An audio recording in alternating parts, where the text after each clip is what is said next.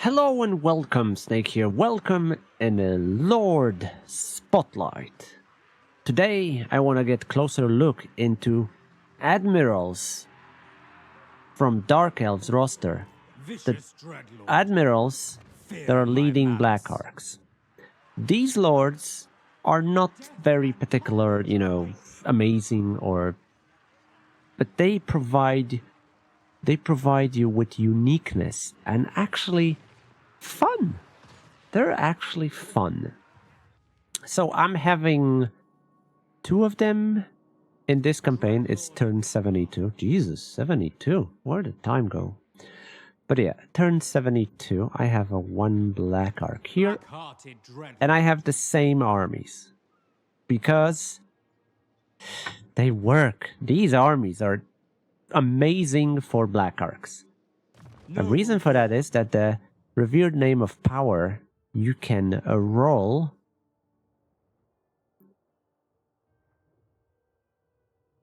this, which gives you ammunition plus 40%, range plus 5%, and missile strength plus 10%. It's insane! This is insane! Shades here having just... I have a second one, and this one rolled Shadow Dart. Gives Shades 35% range, attribute cost fear, and recruit rank plus 2. Which one is better? I would say this one, the Barb Storm. Ammunition 40%, range and missile strength. However, range 5%, while here you have 30%. So, yeah, they can shoot from far away. That's an advantage because Shades, once they get in combat, they lose effectiveness in shooting. All great. And the best part is, I can play with either of these traits and have a great success. That's already, giving me advantage. Barbstorm is not only for Shades, it's for literally anyone. Imagine Barbstorm for Medusas. Or what? I would say Medusas are actually great for this one. Yeah, Medusa would perfectly fit it. What else could be? Cold One Chariot. Yeah, don't bother. So yeah, Medusa would be perfectly fine. All brought rack Medusa.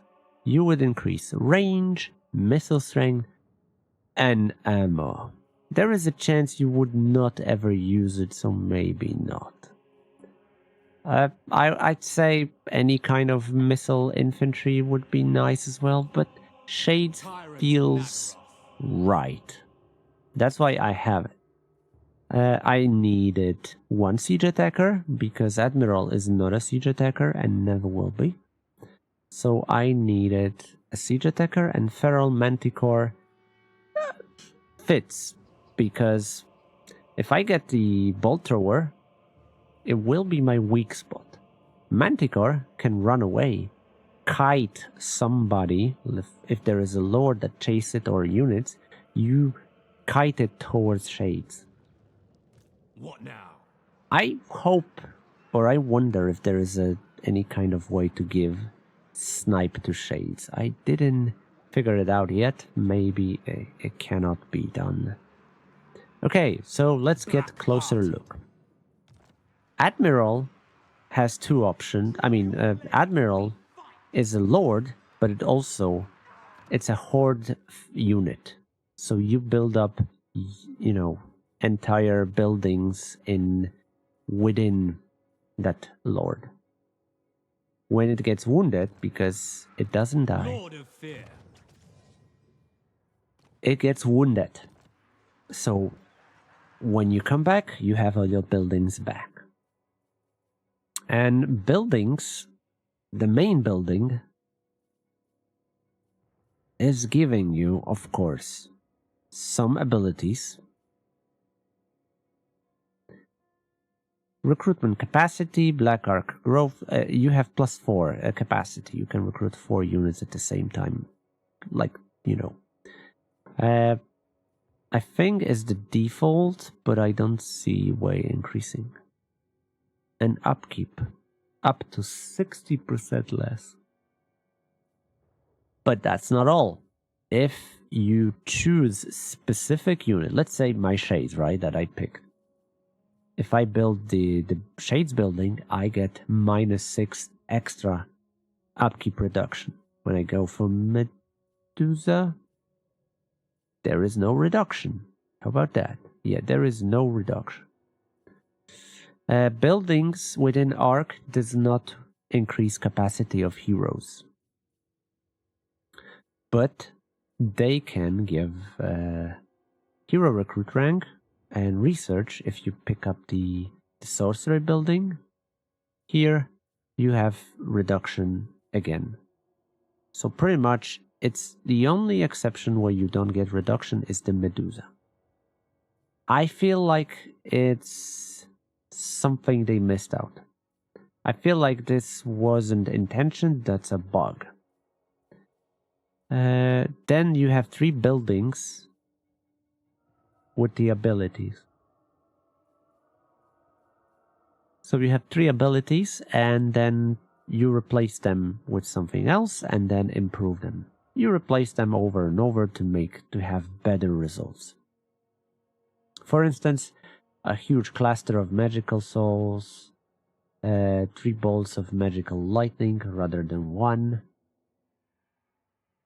Yeah, at the start you have 1, there is 2 on the upgrade, and there is a 3. And the last one is, just fuckloads of damage. And the final one, the infrastructure, are of course replenish, growth. This one is decent,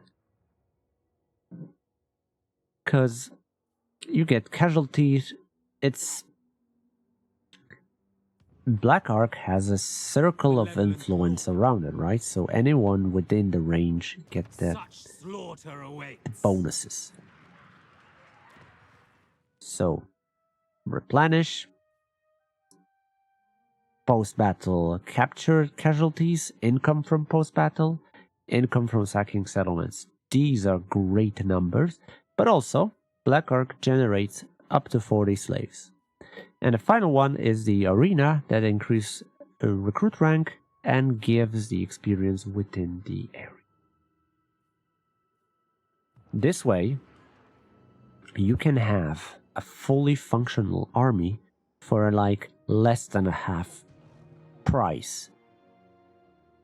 And it can, swim around and clean up things. And also, it can support you with the abilities. Black Ark abilities are okay. They're nothing groundbreaking. They're just okay. But they're useful. And you need to pin down units, because units, AI is, know how to avoid them. They're running away. So if you want to use it, make sure you pin down something. Or units on a wall. They're not doing great amount of damage, but they're useful. When it comes to Admiral himself, they have, I think all of them have the same trait. It's a fleet master. Missile resistance for Lord's army 10%, immune to attrition and a sea, melee attack for Black Ark Corsairs, and he's unbreakable. And being unbreakable, yeah, that's a good thing and a bad thing. Bad thing because you won't run away. You won't run away. And sometimes you really need to get routed. Next, he doesn't have a mount ever. So that's a problem, because without a mount, you're slow. You're really slow. Lord himself is equipped with the crossbow, so he can shoot. But without a mount, yeah, he is quite vulnerable. That's why you need to be aware of what you're doing. And Shade's army fits perfectly because you can use him as a bait. And Shades can do, or any other unit do what they're supposed to do. When it comes to his abilities, they're pretty much standard for any kind of crossbow lord, except a couple of nice ones. So, sadistic, typical melee attack, armor, piercing, and charge bonus. I think every Dark Elf got it. Eternal hatred, again, every Dark Elf that increase weapon strength and gave you extra 10% when you're fighting Elves. Missile resistance, spell resistance, and mentor. And now, these are great because you get name of the power that improves Lord or his army, or, in general things. But in this case, Lord himself, so you can get extra stats. I think there is ward save, physical resistance, maybe region, stuff like that, and armies. That's why I have these name of powers. That's why I have these awesome traits. The next one is that gives you armor when defending and armor piercing when defending. Very good ability, but it's only in melee. Unstoppable for army is melee attack +5 and weapon strength +10. And the final one is amazing. It gives you research rate, enables magic attack for Lord's army, and gives you spell resistance for entire army. Magic attack for Shades. It's fucking insane, okay? Because Shades in general doing extremely damage. And having missile resistance and physical resistance will negate that. That's the only two. Ward save, physical resistance and missile resistance will reduce damage. Armor doesn't give a fuck because they have only base missile, only 3. Now, with magic attack, you negate the reduction up to ward save and just missile resistance. So you're gonna do way, way, way more damage than most units. Magic attack, yeah. It obliterates demons, of course, so yeah, it's just great. And having full army of Shades doing magic attack, cruel and deadly. Disgusting. Now, the next one is typical Sea Dragon, that gives you armor. Charge bonus up to 30 is a joke because fuck, you're slow, but you can have a 70 charge. You have 40, you can have 70 charge with a speed 36. Deadeye, ammunition up to 30% and reload time reduction. Reload time reduction is super important because crossbow reload takes a long time. Blade Master up to 12 melee attack. Leadership up to 12. My biggest problem is, why do you need leadership when you're unbreakable? Just asking. Yeah, it's weird. Foe Seeker, Windmaker up to 20%, weapon strength, armor +15, missile strength up to 15, and speed up to 15. This one is crucial. You need that 50% to move around. And the final ability is the Volley of the Dark Arrows. It's okay, it's nothing insane. You have 3 usage of them. When it comes to Redline, it's typical Redline with Inspiring Presence, all the abilities, but in the middle you have Loose that gives allies in range reload reduction +10. 55 meters and duration is endless. So that gives your shades plus 10 reload, which obviously is insane. And the improve it, darken the skies is the reload plus 20. So you can imagine how strong it is. Route Marcher is a blue line, casualty post-battle loot 25%, sever or die, recruitment cost reduction is okay.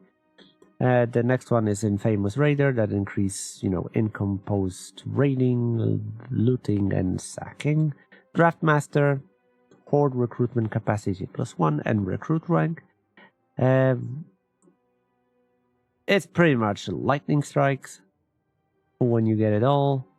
But it does reduce your reinforcement time, and also you can move the marker without increasing the time, which is it's super useful. Quartermaster, upkeep reduction up to 10%, so you can get reduction to almost 70%, almost free. Elven healing, so attrition up to 30% less, casualty replenish +6, and renown and fear +X -8 upkeep reduction. Like I said, almost free, campaign movement range, and typical abilities. His missile is mostly armor piercing. He shoots 2 projectiles, and it has long reload. 125 range is typical for crossbow, nothing insane. When it comes to weapon strength, he's more of a base weapon damage than armor piercing. He does armor piercing.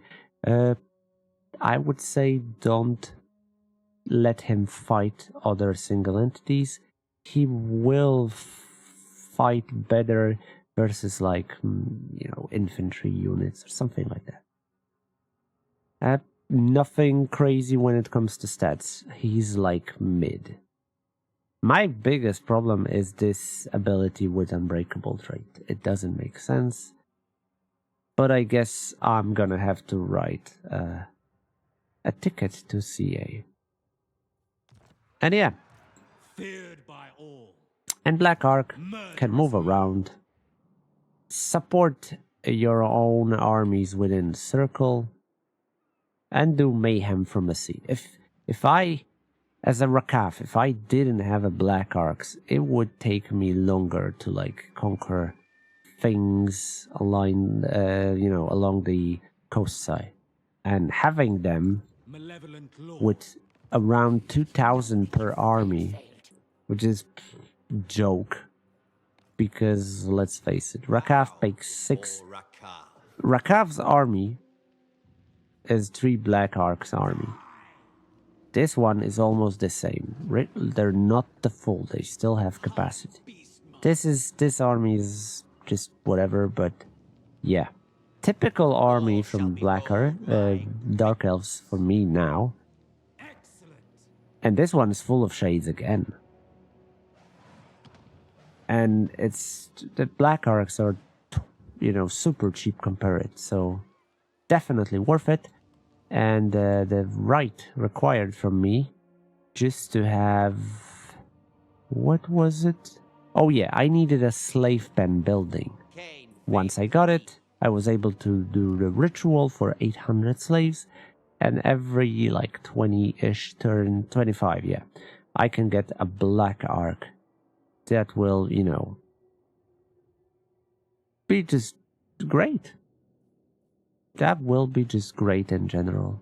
Of course, limitation is obviously you need to be on a sea, but even if you're not doing stuff in the ground, because let's face it, once you get into Empire, you can go... Yeah, you can go through some water, but it's not gonna be super easy for you to maneuver. But along the side, the seas, you can clean some stuff. Plus, you can farm the treasures on the sea, which often gives a lot of money and experience. So Black Arks, wonderful, wonderful units, and my biggest problem is that the Lord of Black Ark, Admiral, doesn't have any kind of mount. It would be nice if he could have a horse, at least a horse. Because on the ground, on the foot, it's iffy. But I've learned to play around, and shades are definitely the answer. Highly, highly recommend getting as many black arcs as possible, as any dark elf. I'm not saying, you know, any specific would be. No, any dark elf, because you can always support. When I play Rakav, it's always, at the start at least, there's always a problem with public order. So I'm using Black Ark, especially at the start of a campaign, to support garrisons in battles. And yeah, that's a great help, because Admiral himself is not that, you know, expensive. Yeah, it's 125. You don't, and Black Arks does not count into supply lines, so this price never increase, making it super cheap for great ability.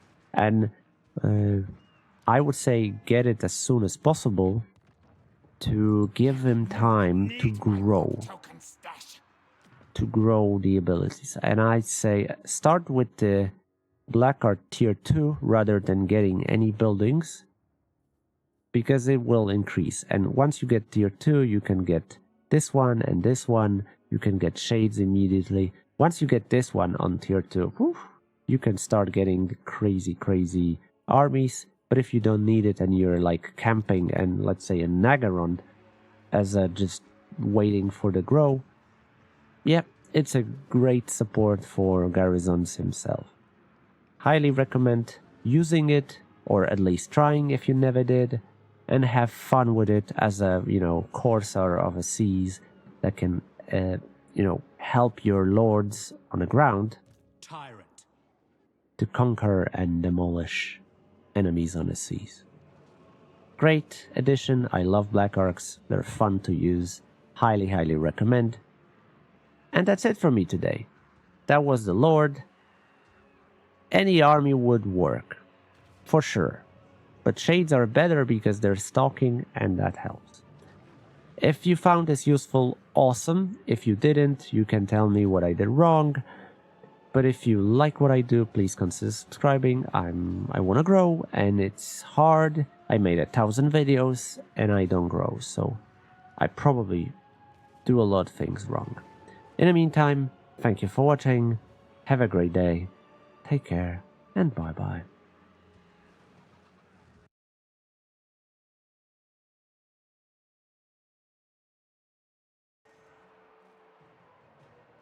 Okay, yeah. Remnants of Winds of Magic here. So I need to get close to heal them. But this is game over.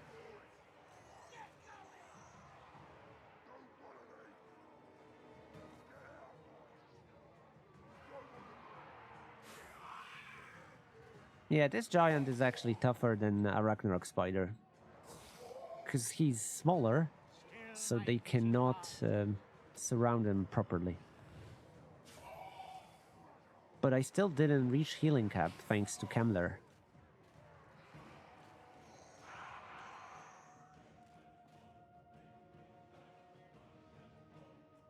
But even when they chase down stuff, it's not as efficient as I wish to be.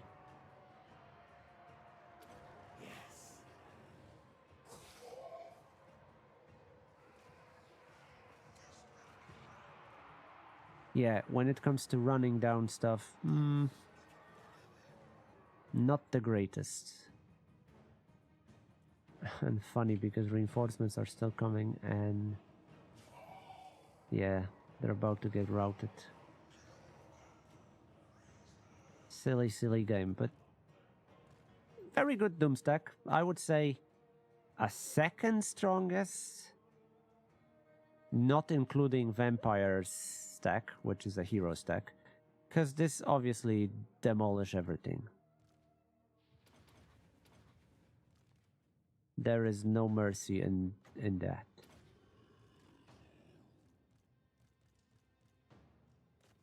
But look how they struggle in running down stuff.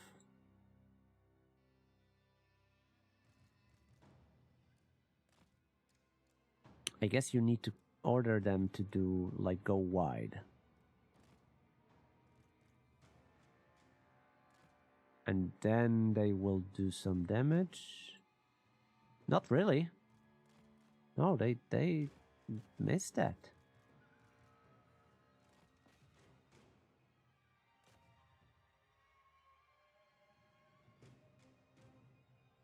Yeah, if one unit goes after something, okay, but when it joins a couple of units, yeah, it's messed up. Like here. Look. Goblins. Unit that is literally shit.